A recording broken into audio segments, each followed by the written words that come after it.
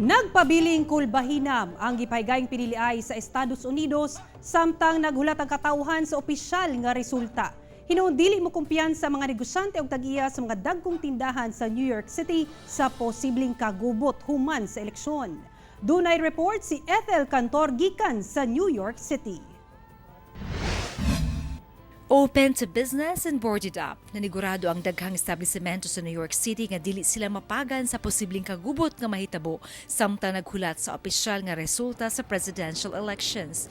Gipang butangan og plywood ang mga salamin aron dili kini mabuak og sudlan sa mga kawatan sama sa nahitabo atol sa demonstrasyon niadtong Hulyo. So diri ko normally nagakuha sa akong kape. Karon tan-aw nimo siya boarded up. Murag sirado, pero abli actually. You can get your coffee from in there. Dinhi sa New York City, nagpabiling nakaalerto ang kapulisan batok sa mga demonstrasyon nga mahitabo samtang padayon ang paghihap sa mga boto.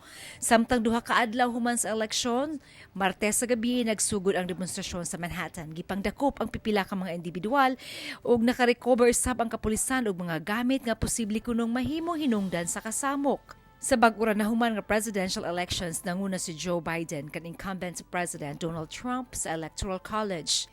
Si President Trump mipasaka usab og kaso sa korte may kalabutan sa giingon nga anomalya sa eleksyon sa Pennsylvania, Georgia, Nevada, Michigan ug Wisconsin. Ang recount sa boto posibleng mulungtad pa og pipila ka adlaw ug giingon makadilatar kini sa proklamasyon sa modaog sa pagkapangulo sa Estados Unidos. Nahimong init ang eleksyon tungod sa gituking nagkadaiyang social issues ug misamot pa tungod sa COVID-19 pandemic. Gikan diri sa New York City, ako si Ethel Cantor para sa One Mindanao.